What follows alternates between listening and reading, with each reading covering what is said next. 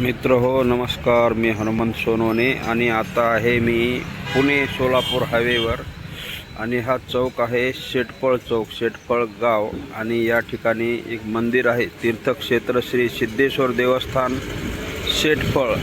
तर इथून ते मंदिर, इथं नाव लिहिलेलं आहे, ते पाहू शकता. इथं किती 5 किलोमीटर दाखवलं आहे. सिद्धेश्वर देवस्थान शेटपळ जाणार आहे मी त्या ठिकाणी. आणि हा जो चौक आहे ना, शेटपळ गाव आहे, इकडं कुर्डवाडीला जातो आणि हा सरळ पंढरपूर आणि हा पुणे सोलापूर हायवे इथलं असं हे असा चौक आणि हे वातावरण आहे इथलं. आणि मी पुढं जाणार आहे आता सिद्धेश्वराच्या मंदिराकडे दर्शनासाठी. असंच कडकडन निघालो आणि या ठिकाणी हे सिद्धेश्वर मंगल कार्यालय पण आहे. आणि असंच या ब्रिजच्या कडकडन निघालो शेटपळ गावाकडे सिद्धेश्वराच्या दर्शनासाठी. या ठिकाणी हे नवीन ब्रिजचं काम चालू असल्यामुळे जरा थोडासा रोड या ठिकाणी अपुरा पडलेला आहे.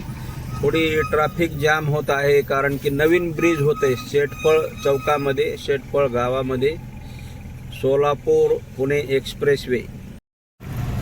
आद्य क्रांतिगुरु लहुजी वस्ताद साळवे उड्डाणपूल शेटपळ. आणि हे काम चालू आहे या ठिकाणी ब्रिजचं. आणि असंच इकडं आल्याच्या नंतर हे पहा, पुढं सिद्धेश्वर अन्नछत्र श्री स्वामी समर्थ मठ हे या ठिकाणी आहे.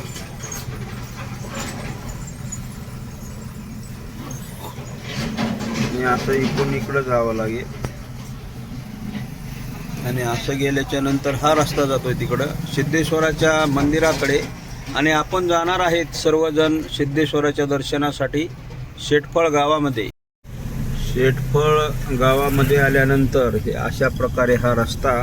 आणि आता जवळच आहे शेटपळ सिद्धेश्वर, एकदम जवळ, मंदिराच्या जवळ मी आलेलो आहे, सिद्धेश्वर मंदिराच्या, सिद्धेश्वर देवस्थानच्या.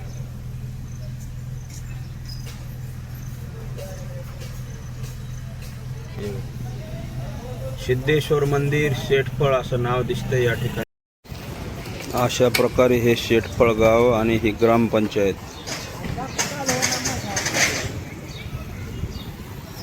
शेटपळ गावातली ग्रामपंचायत, इकडं पोलीस स्टेशन,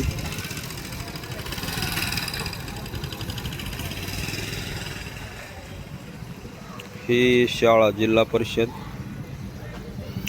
हे अशा प्रकारे हे वातावरण या ठिकाणचं आहे. आणि हेच ते मंदिर, जुनं पौराणिक प्राचीन मंदिर आहे, श्री क्षेत्र सिद्धेश्वर मंदिर. मंदिराच्या समोरून एकदम दाखवतोय सिद्धेश्वर मंदिर.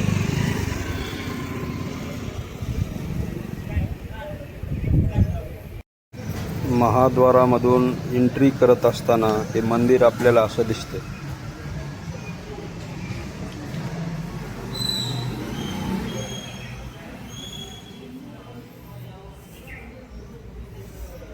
छान असं पौराणिक प्राचीन ऐतिहासिक मंदिर आहे.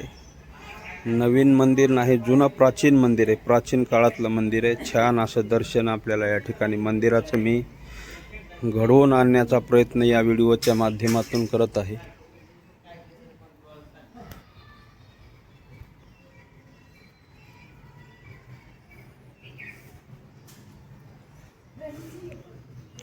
छान असं छान प्राचीन आणि मोठं चिंचेचं झाड मंदिरात आहे.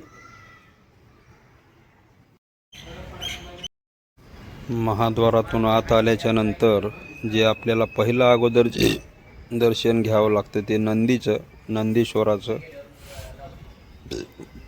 आणि आतमध्ये समोर असं पुन्हा हे दिसतं मंदिर, असं श्री क्षेत्र सिद्धेश्वर मंदिर.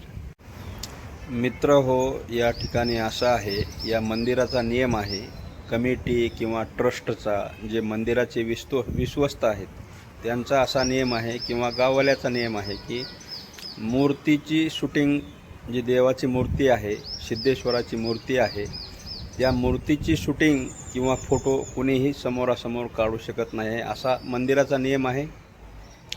तर त्या मंदिराच्या नियमाच्या खिलाफ जाऊन कुणीही फोटो किंवा व्हिडिओ काढण्याचा प्रयत्न करू नये. त्या ठिकाणी तसं लिहिलेलं आहे मंदिरामध्ये, आणि त्या नियमाचं पालन मी केलेलं आहे.